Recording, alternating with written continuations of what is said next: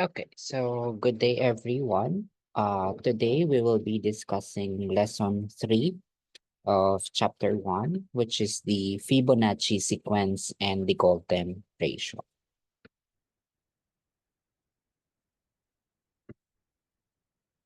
So in this lesson, our objectives are the following. First is we would discuss the concept of the Fibonacci sequence and its application.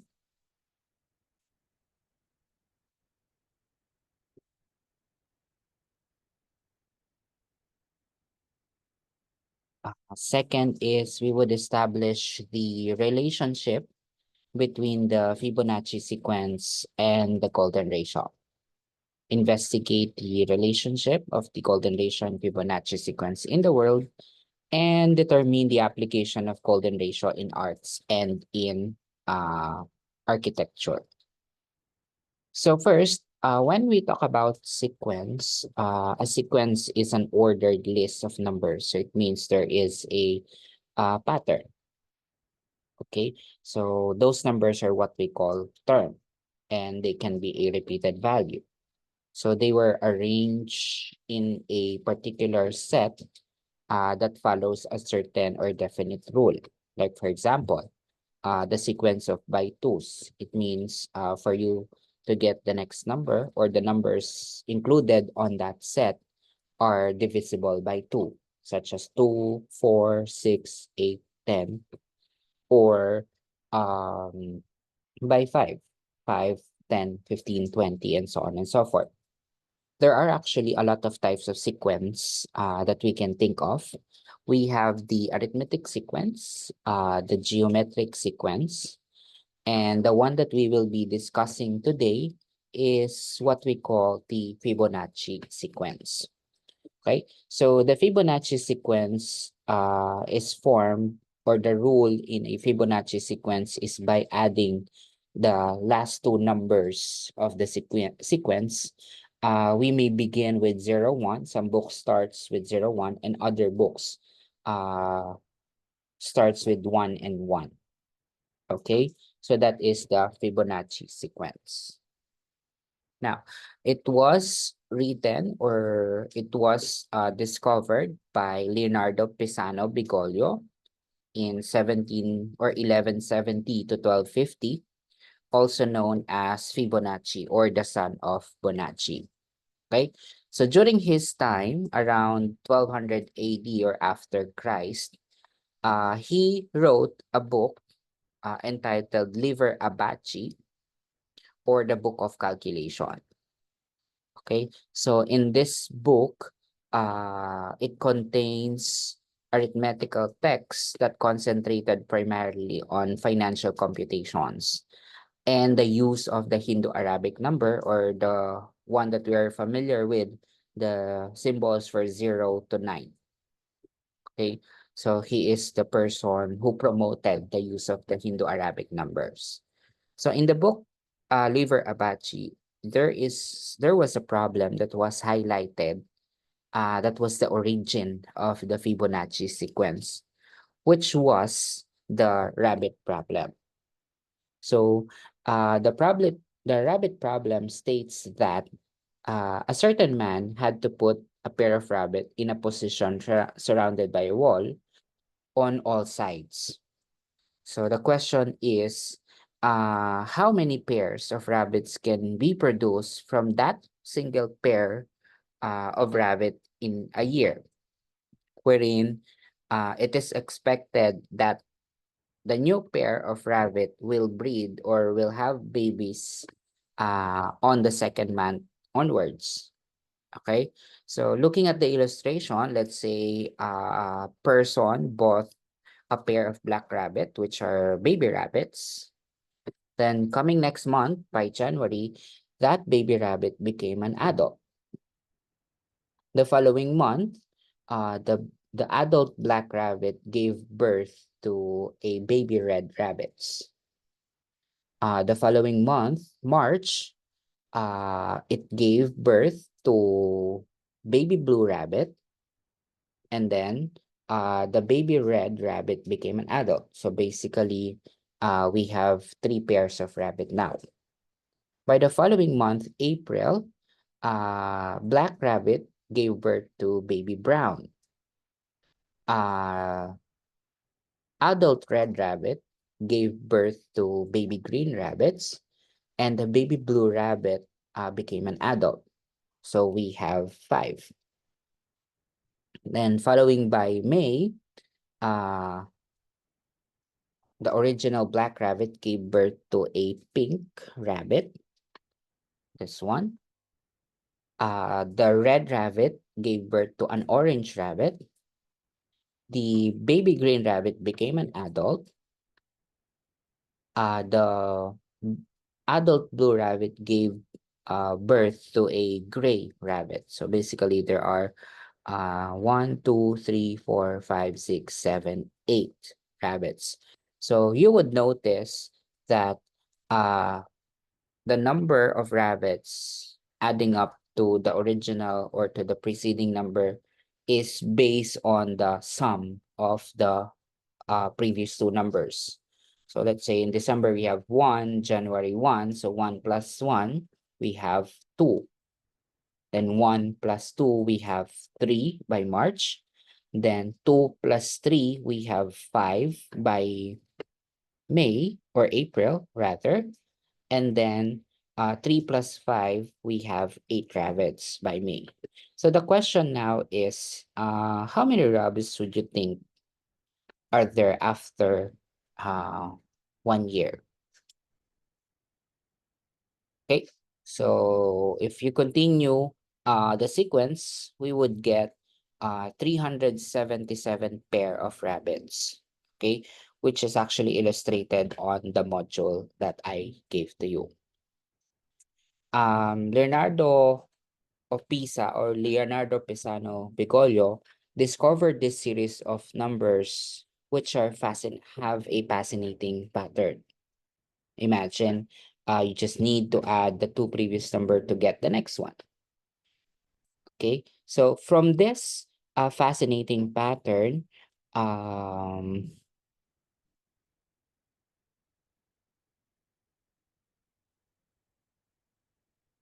these fascinating numbers, which can be visually represented with a golden rectangle. A golden rectangle is a pattern wherein it's a series of squares whose length and width of each of the sides of the square is based on the Fibonacci sequence. So we start with the smaller square, 1, then we add another 1 by 1 square to form a rectangle. Then if you add the next length, which is a 2 by 2, so you would form another rectangle.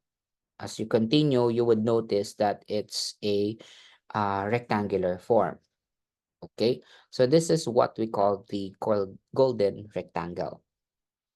From the golden rectangle, you could come up with a golden spiral, which is the one that you see on your screen.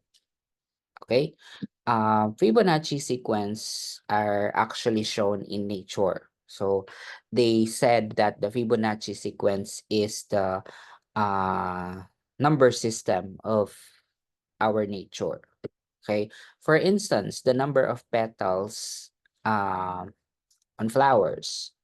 They said that most of the number of petals of flowers that we know are in pattern with the Fibonacci sequence, like the white Calia lily, euphorbia, trillium, columbine, bloodroot, black-eyed Susan, Shasta daisy, and field daisies.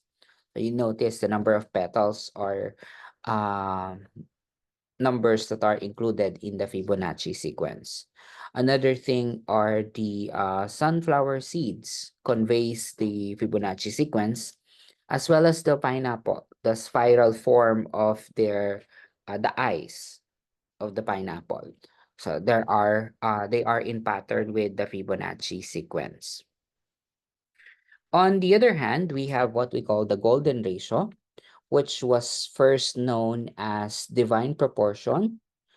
well, the English translation that was given by Luca Pacioli, which is the Divina Proportionate or Proportion in 1505. So the Italian word for divine proportion is the Divina Proportione by Luca Pacioli.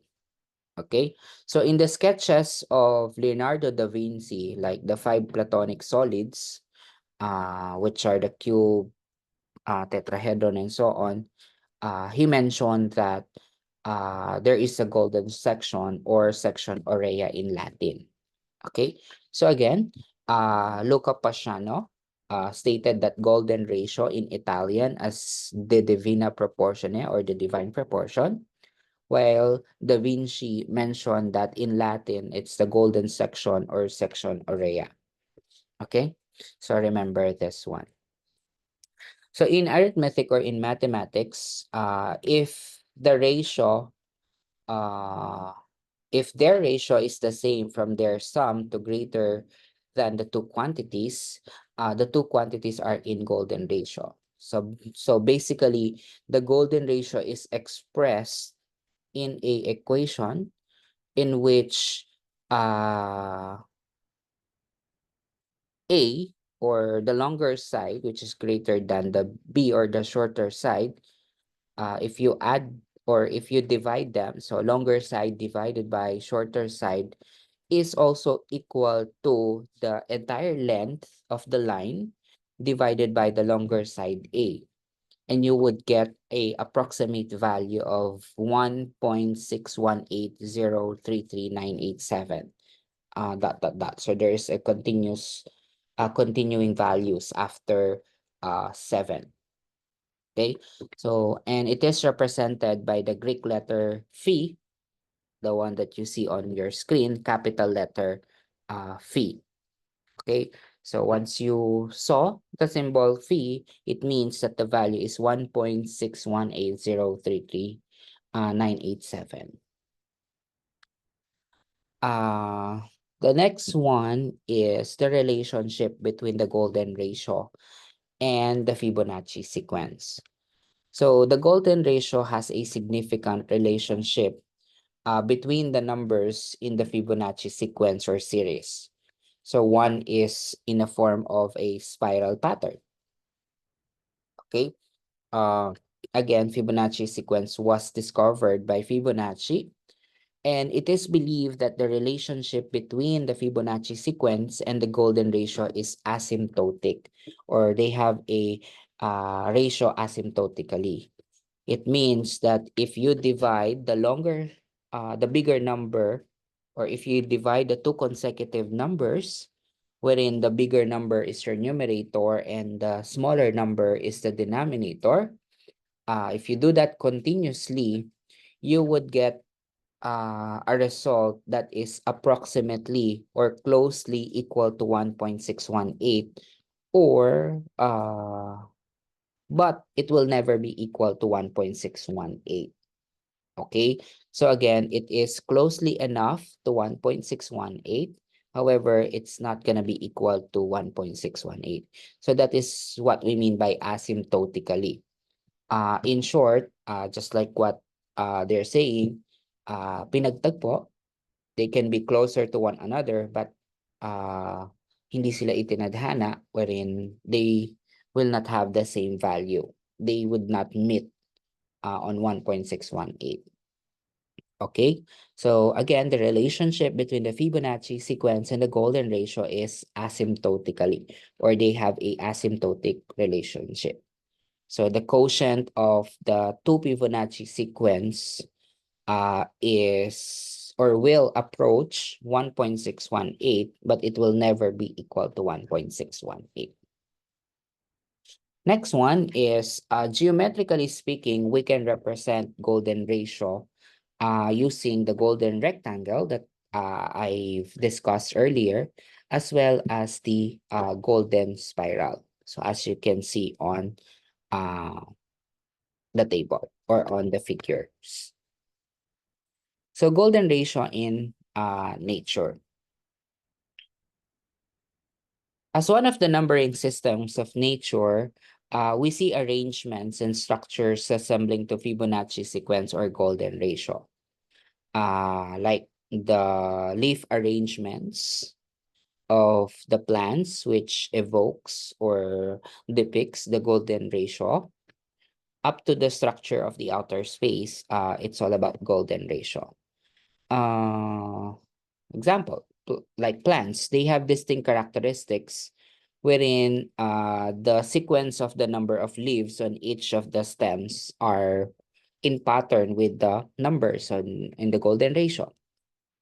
The eye of the pineapple, the spiral part, the way that the eye of the pineapple are arranged is in golden ratio. Um, the leaves, the branches and petals of a plant grows in a spiral form, as well as once a new leaf is emerging, it's in a spiral form, which is related to the golden ratio. So there are a lot of natural things or surroundings that uses golden ratio. Next one is the golden ratio in arts. So many believe that when we use golden ratio in arts and architecture, it will give or it will have a significant impact. It will, we would have elegance, beauty, balance, and harmony if we apply golden ratio on a masterpiece or the things that we are working with. Okay, so in arts and in design, it can be used as a method to achieve harmony in the composition. Okay, so another term for golden ratio is golden proportion or golden part. Again, as I mentioned, it was named the Greek letter phi to indicate that we're talking about golden ratio. It is said that the Greek word phi or phi are the initials of one of the Greek sculptures during ancient times. Okay, so let's explore that one. So Mark Barr is a American mathematician who proposed that we name golden ratio by using the first three letters of Phidias, a well-known artist in Greece during that time. Okay, he proposed this during 1900s. Okay, so who is Phidias? Phidias, he is widely known in using the golden ratio in his works, in his sculptures. Just like example, the Temple of Athena in Greece, wherein the proportions of the temple, um, the measurements of each of those proportions are approximately 1.618. Not sure if the measurement is in meters, diameters, or centimeters, or depending on the measurement that he have used. But the ratio is 1.618. Okay, but sad to say, the Temple of Athena is now a ruined part wherein the only thing that you can see is the flooring. The entire temple has this was destroyed. Next one, in the book of Plato, Timaeus, he described that the five regular solids, the tetrahedron, octahedron, cube, icosahedron, and the decahedron are related to the golden ratio.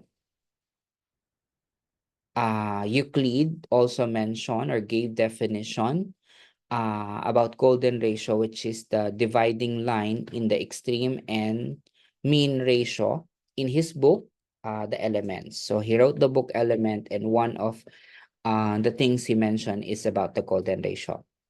He proved that the number was related to the creation of a pentagram or the golden star.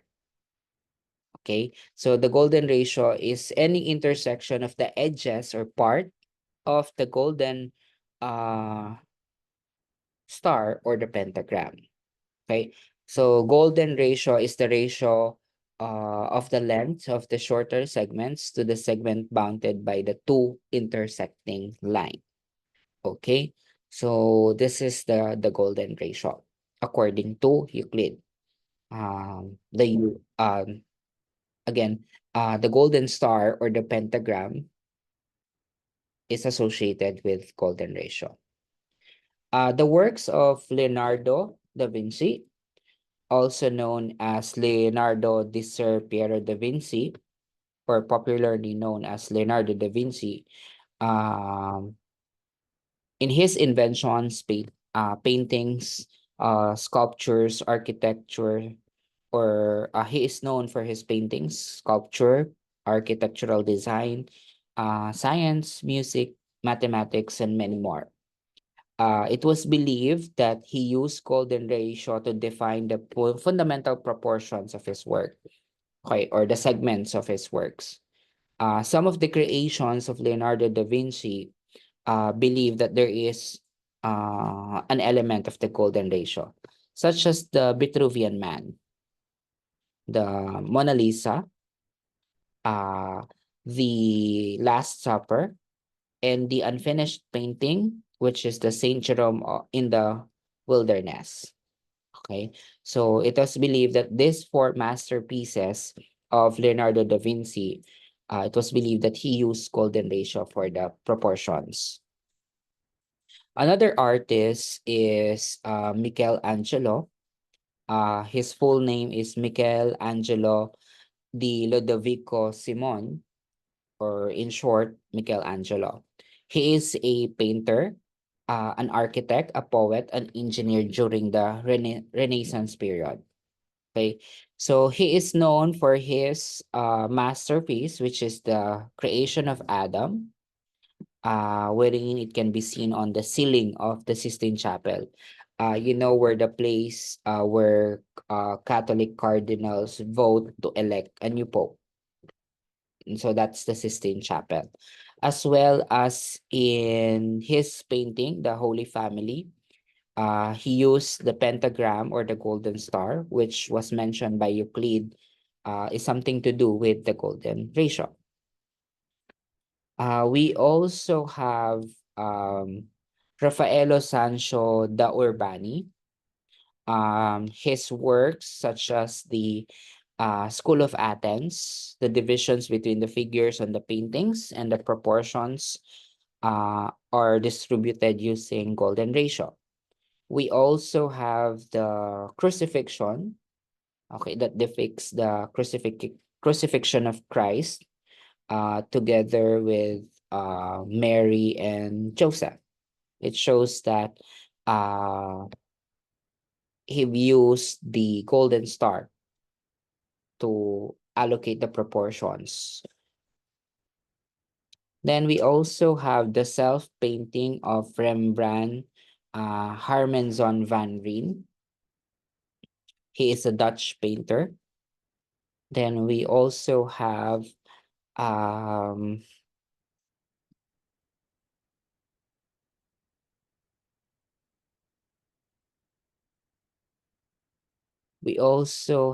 Alessandro di Mariano di Vanni Filippi, or also known as Sandro Botticelli.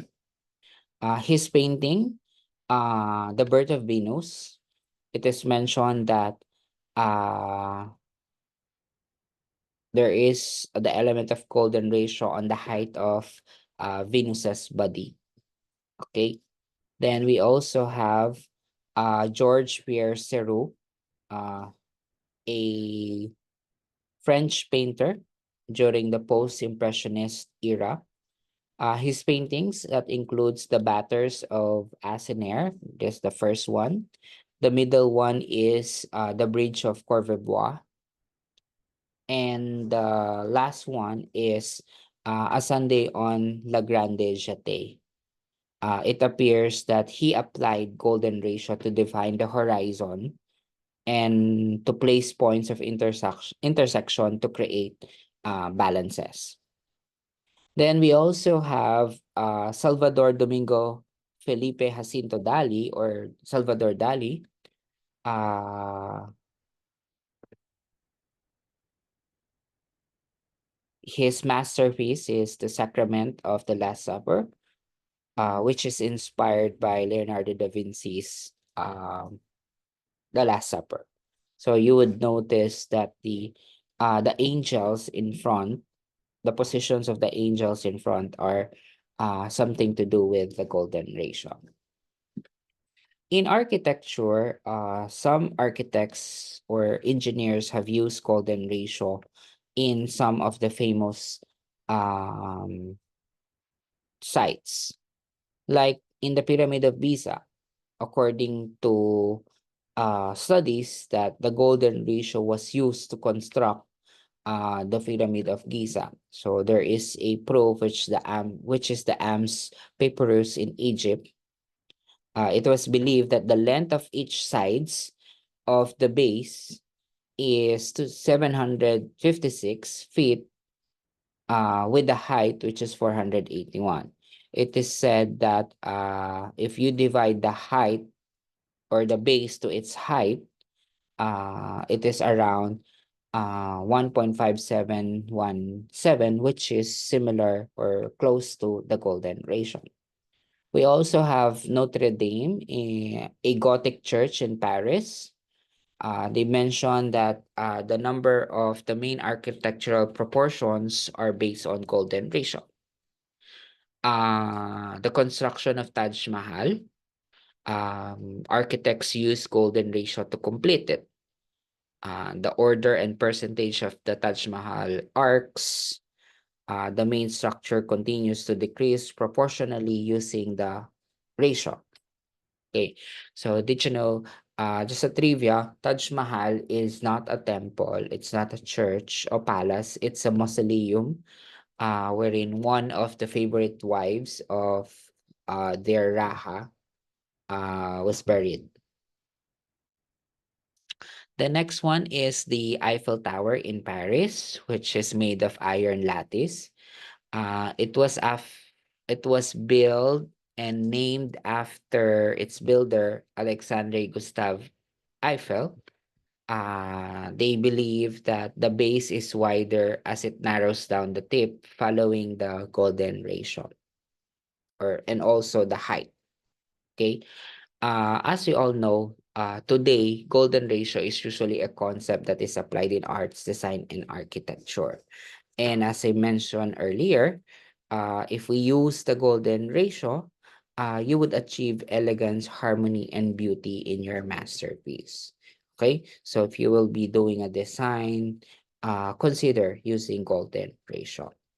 So that's it for lesson 3 of chapter 1, the Fibonacci sequence and the golden ratio. Thank you so much.